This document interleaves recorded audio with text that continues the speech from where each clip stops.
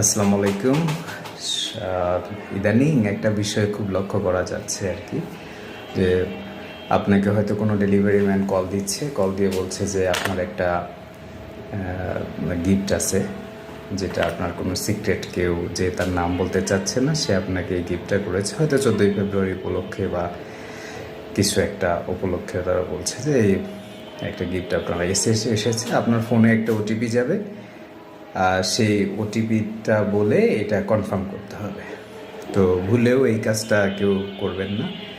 আপনি যদি কাউকে ওটিপি বলে দেন, তাহলে কিন্তু আপনার কোনো বড় ধরনের সর্বনাশ হতে পারে।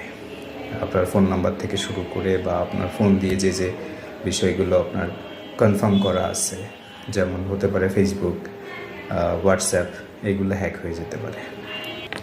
তো সবাই সতর্ক থাকবেন। ধন্যবাদ সবাইকে।